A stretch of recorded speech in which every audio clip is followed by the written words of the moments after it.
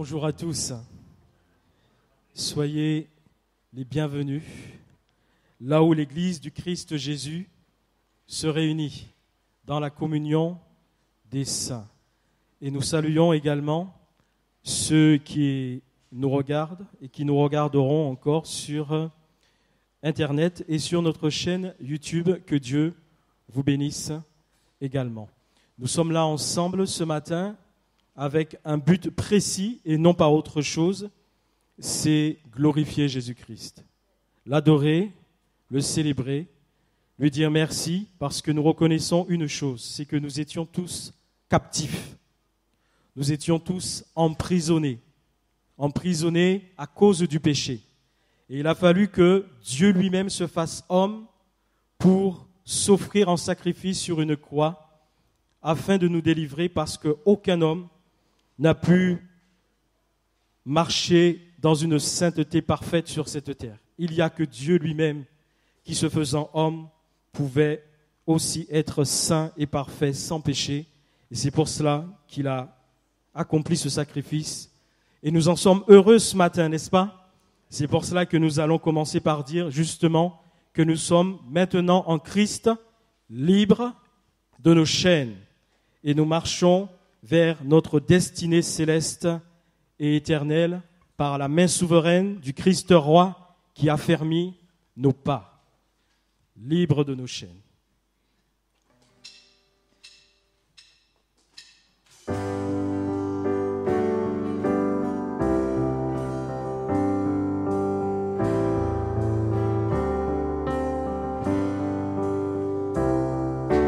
Libres de nos chaînes, nous marchons vers toi.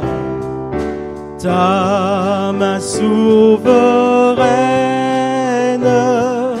a fermi nos pas, armés de lumière, couronnés d'éclat.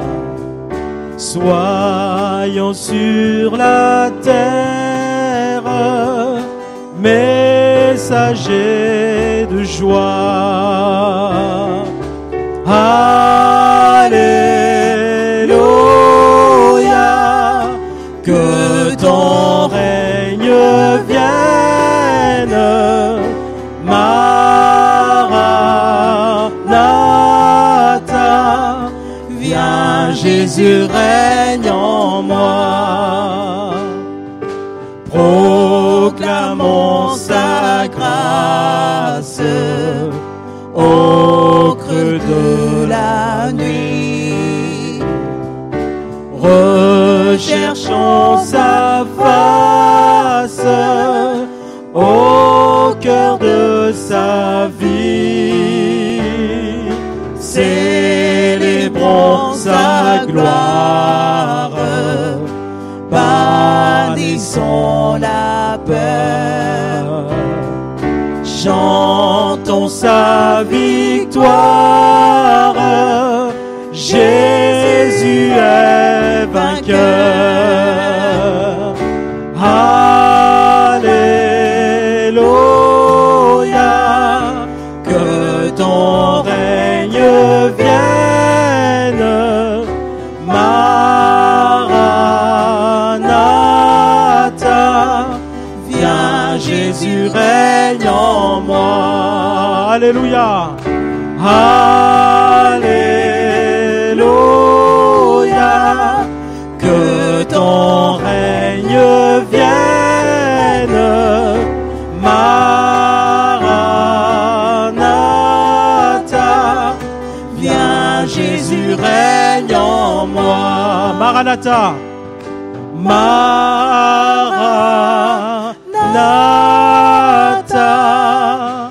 viens Jésus, règne en moi.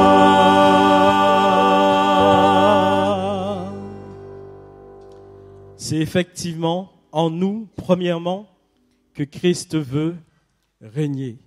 Parce qu'il est bon de rappeler qu'il a fait de nous une habitation de lui en esprit. Et il doit d'abord régner en nous et dans nos vies. Et ainsi, régnant en nous, nous pourrons parfaitement attendre son glorieux retour parce que nous savons qu'il nous a promis de revenir pour nous prendre avec lui. Et c'est là toute l'expression et la manifestation de l'amour de notre Père. Nous étions orphelins, nous étions abandonnés, et le Père a désigné son propre Fils pour nous secourir. L'amour de notre Père.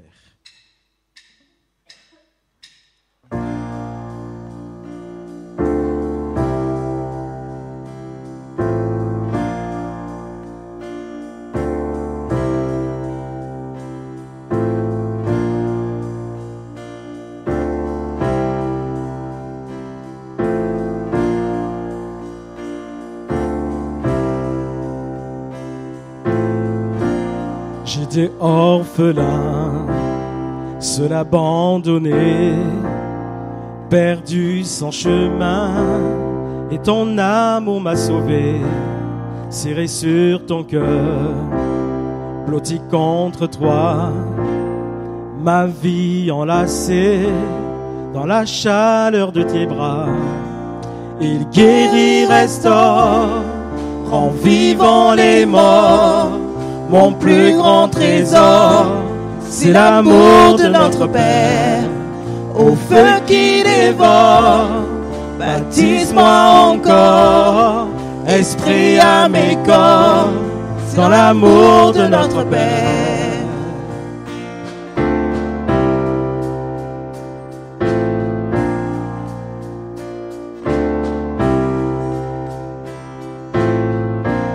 J'étais orphelin, tu m'as adopté, saisi par ta main, tu m'as donné un foyer, nouveaux vêtements, une bague au doigt.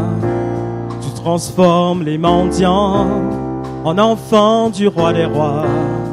Il guérit, restaure, en vivant les morts. Mon plus grand trésor, c'est l'amour de notre Père, au feu qui dévore. Baptise-moi encore, esprit à mes corps, dans l'amour de notre Père. Il guérit, restaure, en vivant les morts. Mon plus grand trésor, c'est l'amour de notre Père, au feu qui dévore. Baptise-moi encore, esprit à mes corps, dans l'amour de notre Père. Ouragan de tendresse, océan de sagesse, joie jusqu'à l'ivresse, c'est l'amour de notre Père. C'est un lion qui rugit, un torrent qui jaillit, douceur et furie, c'est l'amour de notre Père. Volcan de compassion, tempête d'affection, confiance et passion, c'est l'amour de notre Père. Le Fils venu sur terre, sa mort les bras ouverts, splendeur et mystère, c'est l'amour de notre Père. Il guérit, restaure, en vivant les morts. Mon plus grand trésor, c'est l'amour de notre Père, au feu qui dévore. Baptise-moi encore, esprit à mes corps, dans l'amour de notre Père. Il guérit, restaure, en vivant les morts. Mon plus grand trésor, c'est l'amour de notre Père, au feu qui dévore. Baptise-moi encore, esprit à mes corps, dans l'amour de notre Père.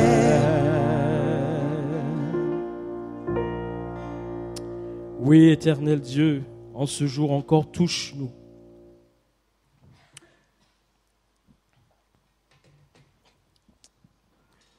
Touche-nous et permets-nous de ressentir cet amour.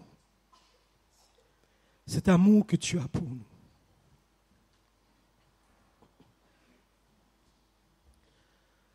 Que cet amour encore coule sur nous en abondance ce matin. Parce que tout ton être, toute ta personne, c'est l'amour. Tout ce que tu le fais par amour. C'est pour cela que tu nous as même appris que nous devons aimer nos ennemis. Que nous devons prier pour nos ennemis. Que nous devons point rendre le mal pour le mal. Que nous devons surmonter le mal par le bien, que nous sommes appelés à bénir et non à maudire. C'est toute l'expression de ta personne, c'est l'amour. Ô Seigneur Jésus, saisis-nous par cet amour, pour que nous puissions vraiment te ressembler, être comme toi. Car toi seul, Christ Jésus, tu es venu pour nous sauver. Car nous avions besoin d'un sauveur. Tous ont besoin d'un sauveur.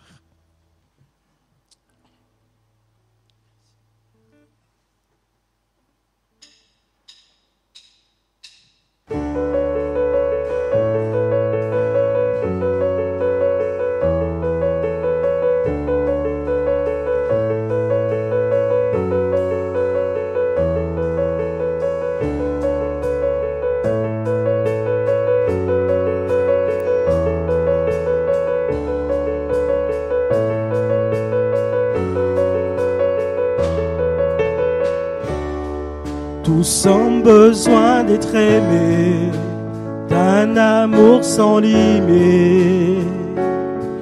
Que ta grâce coule en moi. Tous ont besoin d'un pardon, de la bonté d'un sauveur, l'espoir des nations.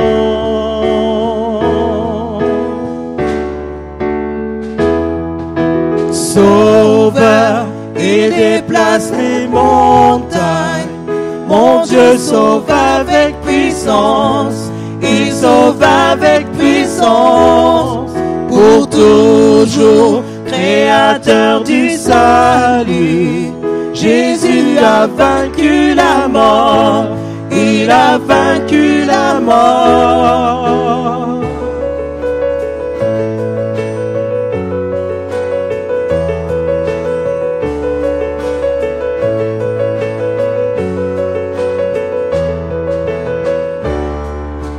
Prends-moi tel que je suis, mes peurs et mes échecs. Viens remplir ma vie.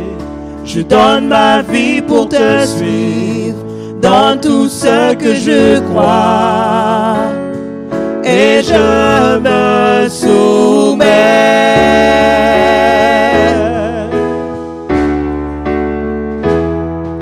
Sauveur, il déplace les montagnes. Mon Dieu sauve avec puissance. Il sauve avec puissance. Pour toujours, créateur du salut. Jésus a vaincu la mort. Il a vaincu la mort. Sauveur, sauveur, il déplace les montagnes.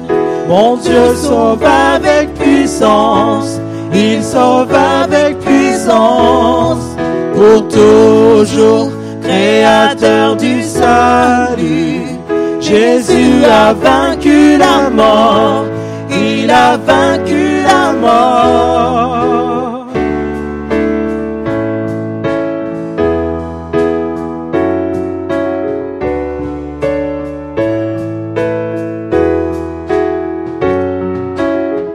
Resplendis pour que le monde voie. Nous chantons pour la gloire du roi ressuscité. Jésus resplendit pour que le monde voie. Nous chantons pour la gloire du roi ressuscité.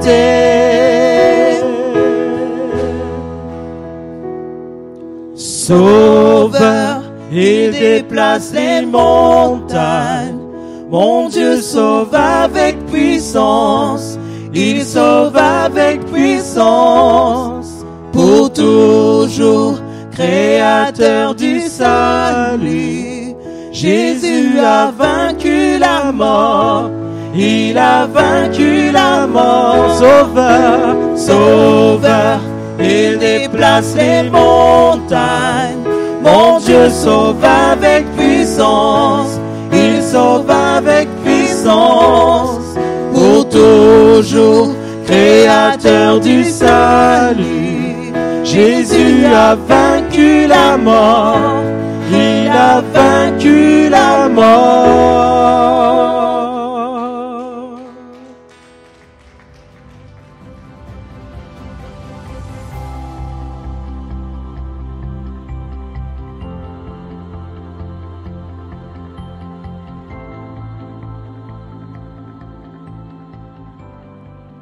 Soyez donc les bienvenus parmi nous. Le titre de notre méditation ce matin sera « Christ, notre avocat ». Et si vous prenez le dictionnaire Larousse, vous verrez comme définition « personne qui fait profession de plaider en justice, celui qui intervient pour un autre, un défenseur ». Un défenseur, ça vraiment, c'est à retenir. Et rapidement, ce matin, nous verrons ensemble 7 points. Le premier point, si un croyant pêche. Deuxième point, le jugement de soi-même est la seule manière de rétablir la communion. Le troisième point, c'est les péchés inconscients. Le quatrième point sera Christ, notre avocat. Le cinquième point sera le lavage des pieds. Le sixième point sera le reniement de Pierre. Et enfin, le septième point sera la restauration. Alors, commençons par le premier point. Si un croyant pêche, lorsque nous, comme croyants, péchons, que se passe-t-il?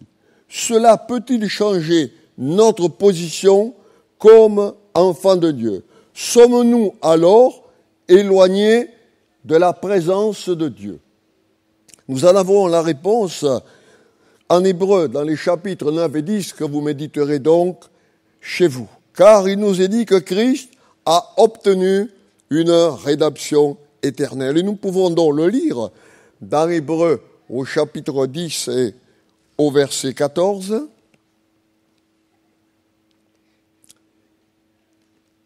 Je vous le lis sur parole vivante. C'est par une offrande unique qu'il a donc conduit au but pour toujours, donc c'est définitif, ceux qui se sont laissés purifier du péché par lui, c'est-à-dire par notre Seigneur Jésus-Christ. Notre relation de créature envers Dieu, donc, est à jamais établie. Nous sommes emmenés, mes bien-aimés, dans la relation d'enfants envers leur père. Et cette relation ne peut être changée par quoi que ce soit. Est-ce qu'alors, notre Père passe par-dessus le péché de ses enfants? Notre Père est le Dieu qui est lumière. Et en lui, il n'y a aucune ténèbre, car il a les yeux trop purs pour voir le mal, et il doit être sanctifié par ceux et celles qui s'approchent de lui. Il peut supporter, entre guillemets, les péchés des incrédules. Oui, les péchés du monde impie, mais jamais les péchés de ses enfants, de son peuple.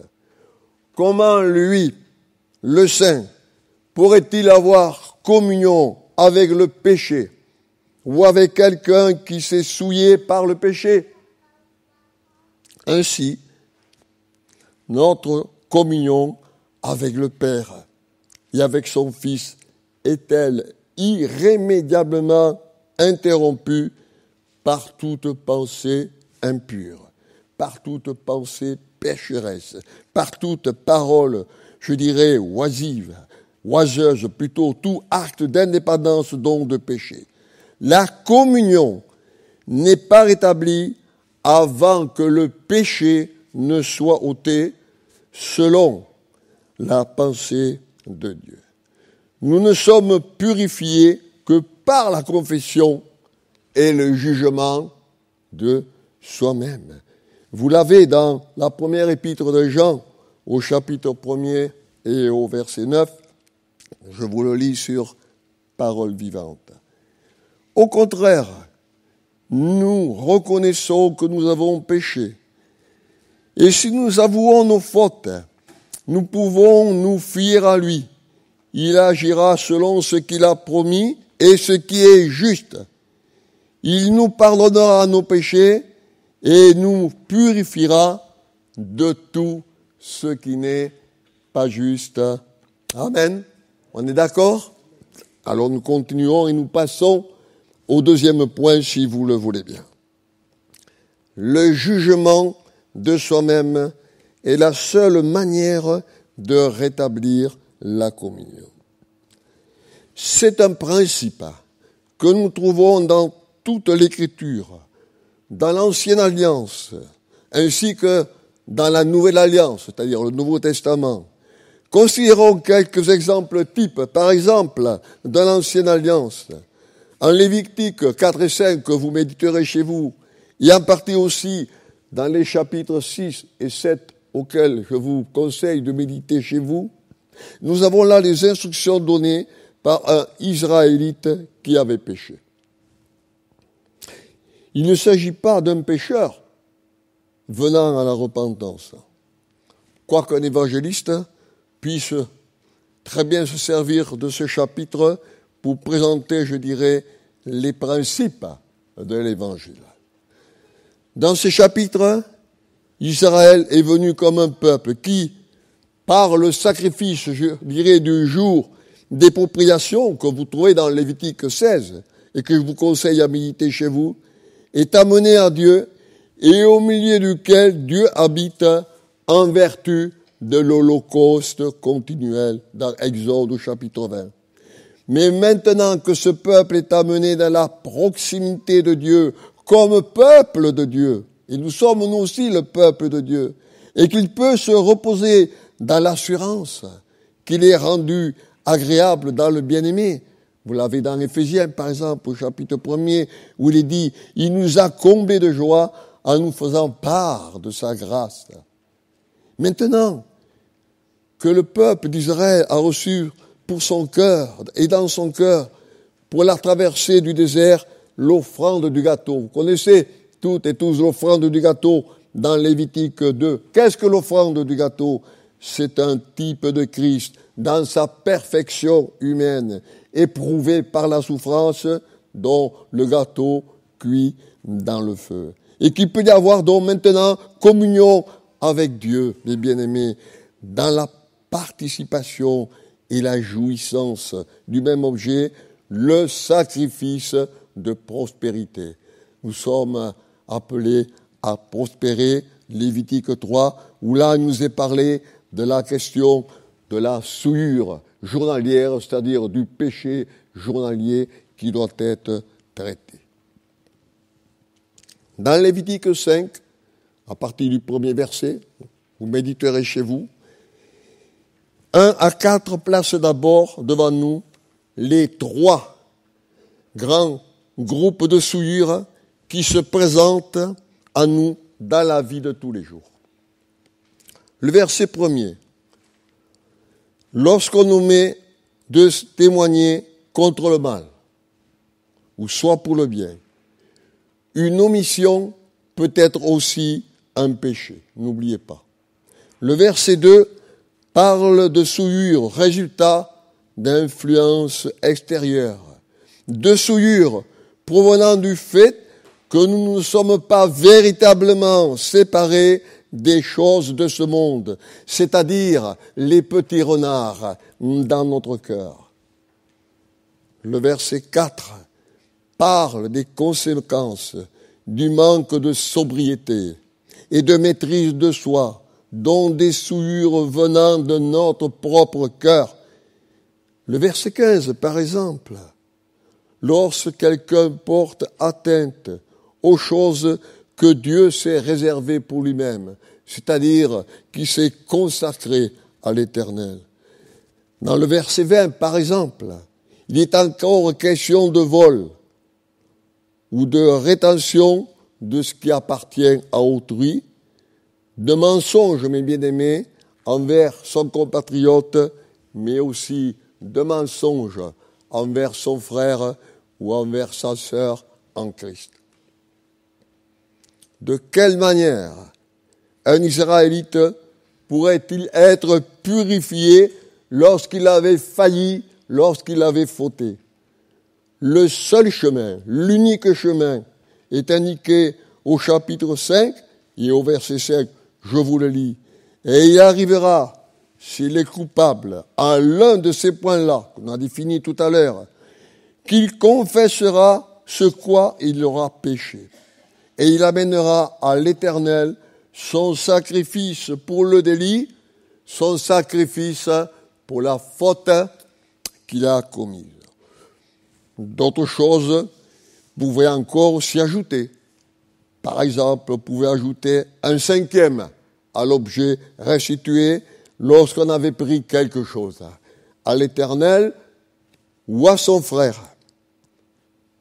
Mais le premier point, la condition fondamentale, c'est de confesser le péché et d'apporter un sacrifice pour le délit. Là, nous sommes donc dans l'Ancienne Alliance, mais il y a pas mal d'images pour nous-mêmes aujourd'hui. Le jugement de soi-même et non le jugement de notre frère ou de notre sœur. La déclaration de ses propres péchés, donc de son propre manquement, est la condition indispensable à tout pardon et à toute restauration. Voir par exemple 1 Corinthiens chapitre 11, verset 31, il nous est dit, si nous nous jugions nous-mêmes, nous ne serions pas au point de juger. Eh oui, afin de nous amener à un véritable jugement de nous-mêmes, c'est-à-dire de juger non seulement l'acte commis, mais aussi notre état, comme le fit David dans le merveilleux psaume 51. Dieu dirige nos yeux sur la croix. Il s'en est parlé ce matin et dans les cantiques de la croix. Dieu dirige donc nos yeux sur la croix pour que nous comprenions ce qu'est le péché. Non pas comme si le sang de Christ devait nous être appliqué à nouveau. Cela a eu lieu une fois pour toutes. Mais afin, mes bien-aimés, que nous soyons amenés à reconnaître combien affreux sont les péchés, celui que je viens de commettre aussi. Et cela, quand nous considérons ce que le Seigneur a dû endurer pour nous sur la croix pour porter nos misérables péchés. C'est donc le sacrifice de délit que nous avons vu dans l'Ancienne Alliance. En Lévitique 1 à 7, nous n'avons pas la croix, à proprement dire, c'est vrai, mais le rappel de la croix. La croix, proprement dite, comme fondement du fait que nous pouvons être dans la proximité de Dieu, nous la trouvons en Lévitique 16 et en Exode 29. Vous pourrez donc méditer chez vous. Ce n'est qu'en considérant ce que le Seigneur Jésus a dû endurer à Golgotha pour nos péchés que nous apprenons combien odieux sont les péchés que nous pouvons commettre. Parce que là, il a dû être abandonné de Dieu. Psaume 22, « Mon Dieu, pourquoi m'as-tu abandonné ?» Il a dû subir le jugement de Dieu et mourir parce que lui-même a porté nos péchés en son corps, nous est-il dit, dans le bois. Nous sommes alors amenés, mes bien-aimés, à un véritable jugement de nous-mêmes, à une vraie tristesse au sujet de ce que nous avons fait. La tristesse, selon Dieu, produit une repentance qui mène au salut. 2 Corinthiens 7, 10. Nous ne voulons plus passer à la légère le péché, ni oublier que la confession est l'unique voie pour la restauration et la communion avec Dieu. La confession devant Dieu d'abord, mais aussi devant les hommes pour autant qu'ils ont été lésés. Le troisième point, ce sont les péchés inconscients. Souvent, nous péchons sans en être du tout conscients, c'est vrai. Parfois même, hélas, en pensant avoir fait quelque chose de bon ou de bien. Mais l'ignorance ne nous rend pas innocents. Ce sont donc là les péchés d'ignorance.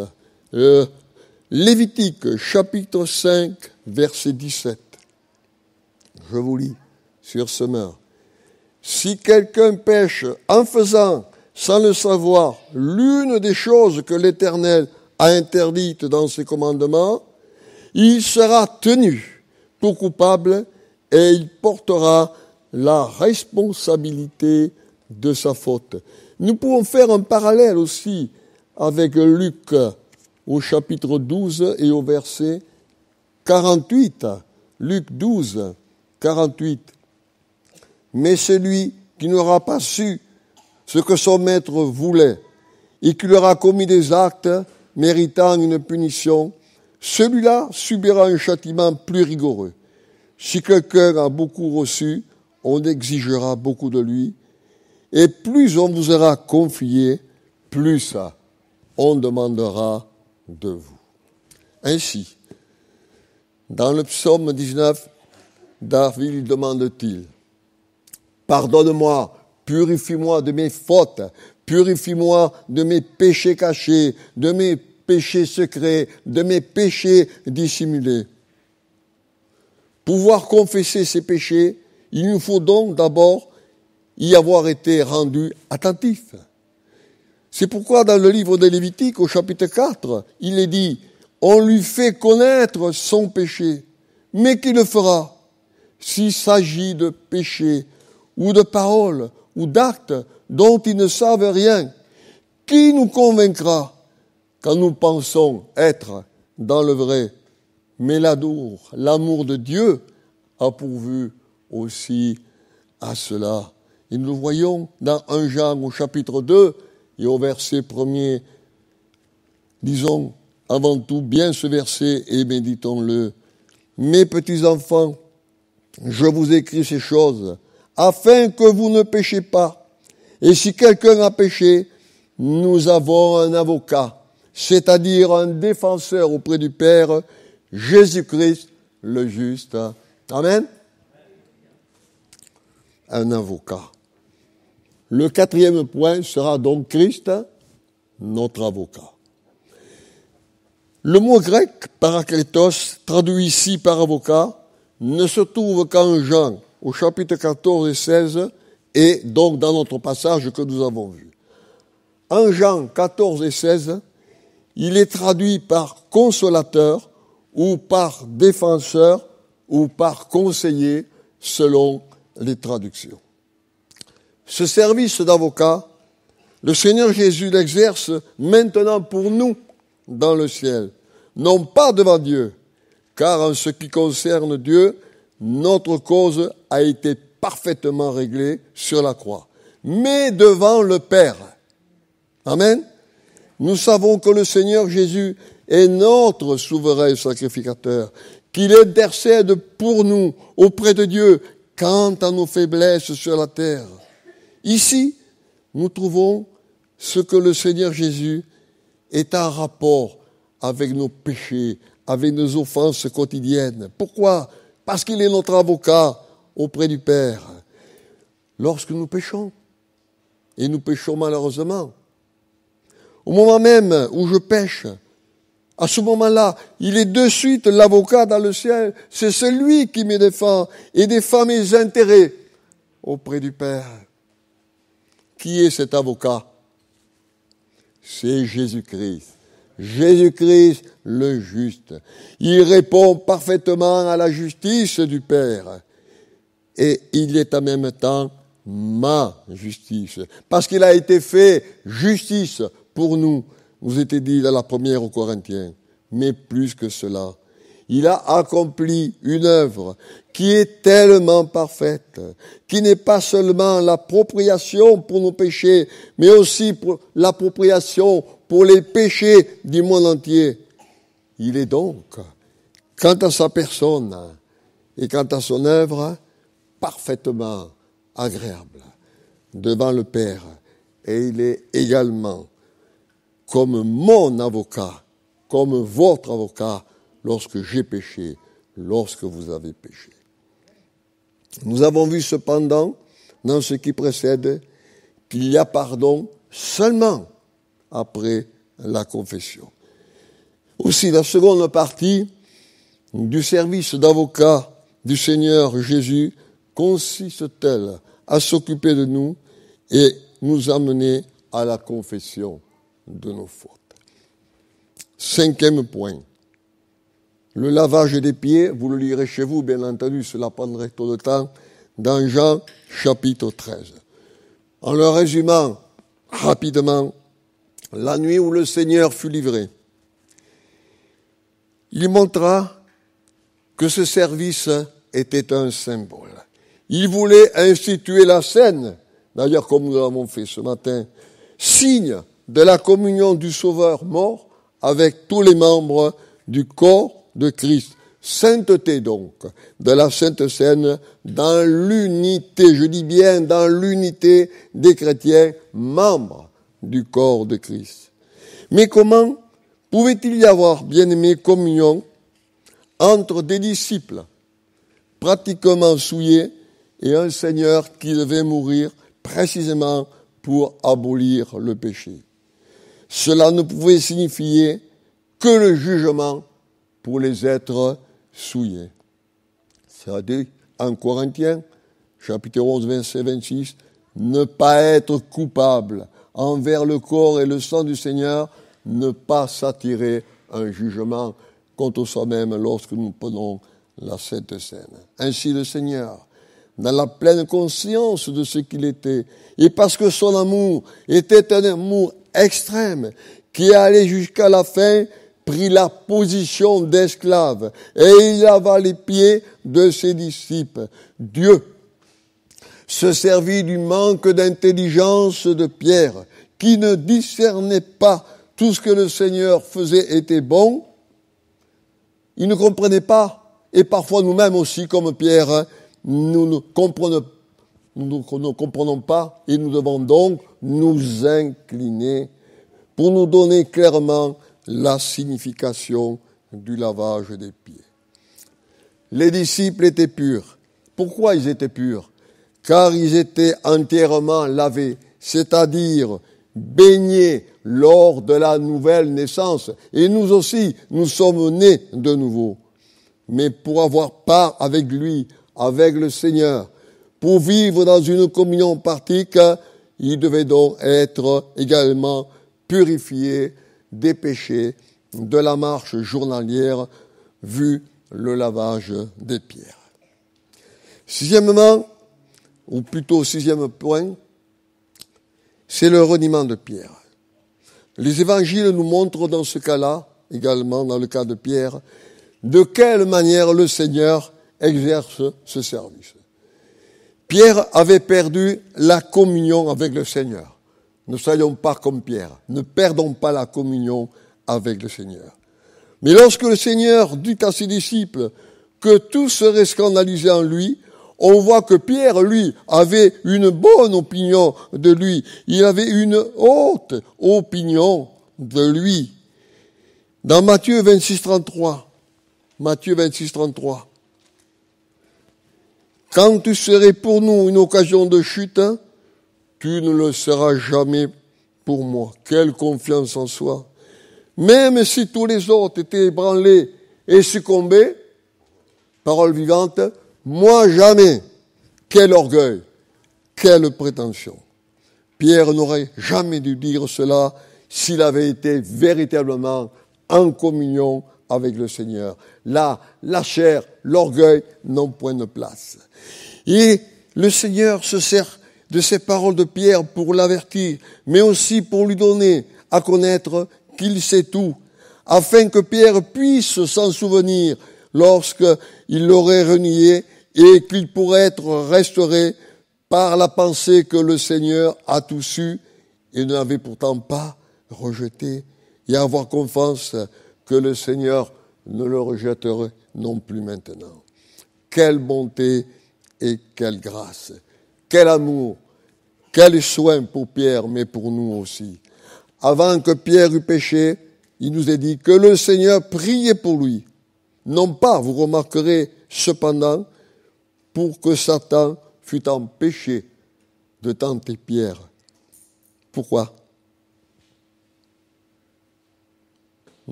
Parce que Pierre avait besoin de cette chute pour apprendre à se connaître. Et cela aussi est également bon pour nous. Les paroles douces et pleines d'amour du Seigneur n'avaient pas pu atteindre ce but. Et même ce sérieux avertissement de la bouche du Seigneur n'eut aucun résultat. Et nous le voyons plus loin, le reniement, le coq. Aussi le Seigneur ne demanda-t-il pas que la tentation soit épargnée à Pierre, mais il a prié pour que sa foi ne défaille point. Le Seigneur prie pour nous, pour que notre foi ne défaille point. Amen. Mais Pierre, il était tellement occupé de lui-même que rien ne pouvait atteindre sa conscience. Quel endurcissement. Les paroles du Seigneur adressées à lui personnellement. Ainsi, vous n'avez pas pu veiller 1 heure avec moi, l'ont sans doute peiné, mais elles ne l'amenèrent cependant pas à se connaître lui-même. Et pas davantage le fait qu'il s'enfuit, laissant le Seigneur seul, sous la puissance de l'ennemi. Oui, même lorsqu'il renia le Seigneur, lorsqu'il commença à faire des imprécations et à jurer, non, je ne connais pas cet homme-là, ce même Pierre qui avait dit auparavant, tu es le Christ, le Fils du Dieu vivant, même à ce moment-là, Pierre ne revint pas à lui. Combien le cœur humain est corrompu, combien parfois notre cœur humain est corrompu, mes bien-aimés. Mais heureusement, ô merveilleux amour, dans le même moment où les soldats frappaient notre Seigneur, lui donnaient des coups de poing, des soufflets et lui crachaient au visage dans Matthieu au chapitre 26, le Seigneur se retourna et regarda Pierre fixement. Ce regard, à ce moment-là, venant s'ajouter aux paroles du Seigneur Jésus que le chant du coq lui remit en mémoire. Ouvrit les yeux à Pierre, et étant sorti dehors, il nous est dit, il pleura amèrement.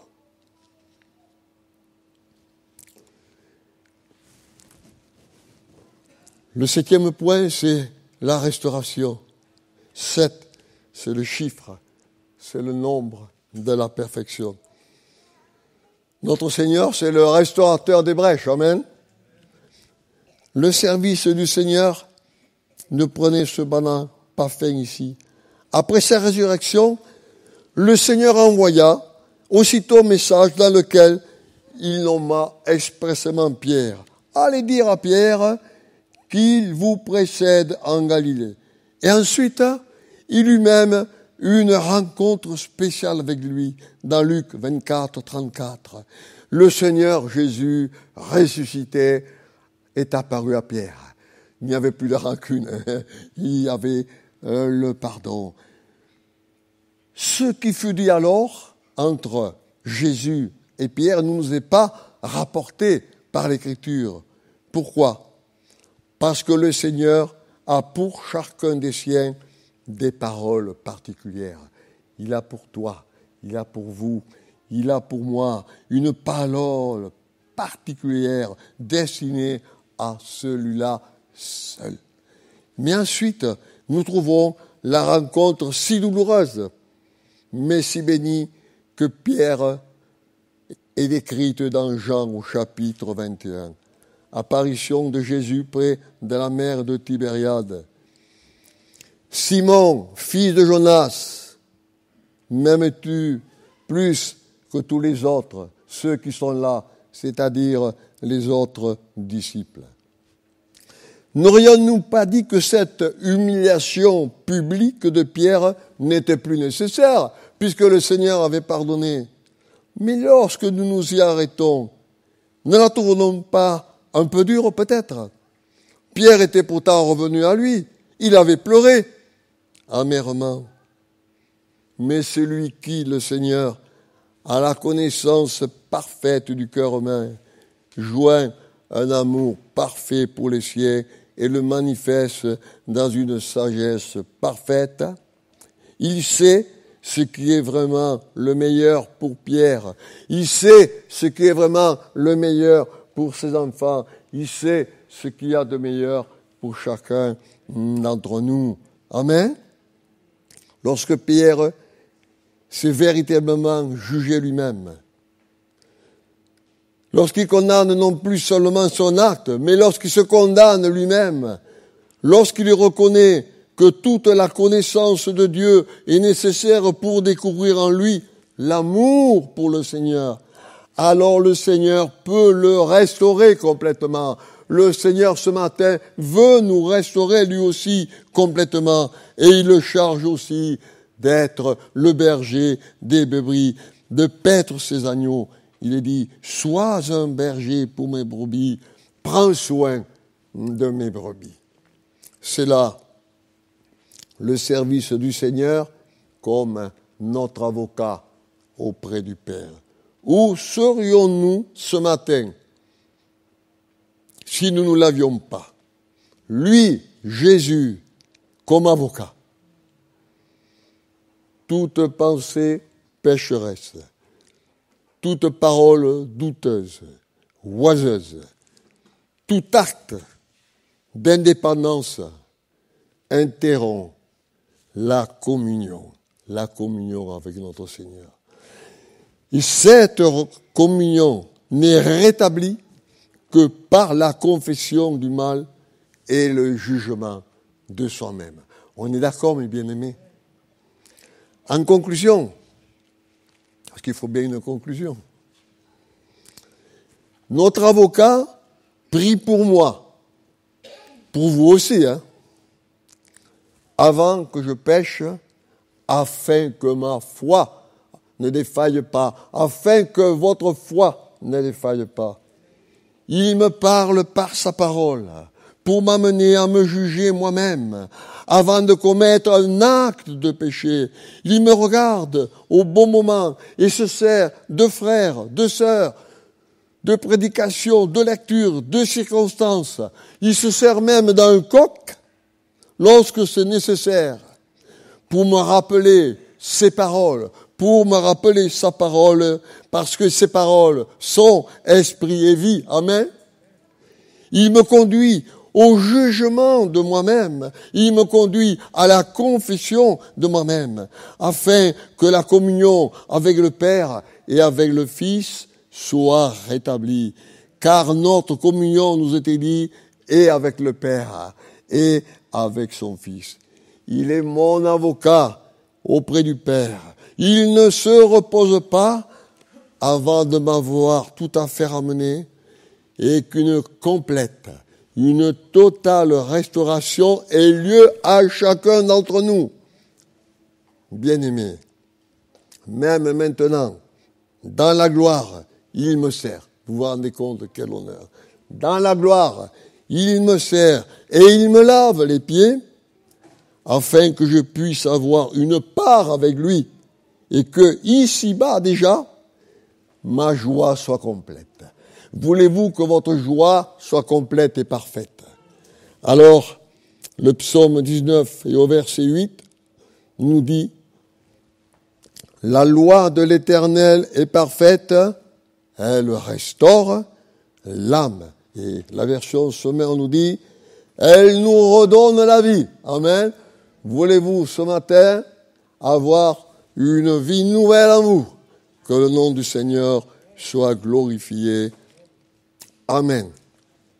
Nous allons nous recueillir et prier. Merci Seigneur pour ta parole.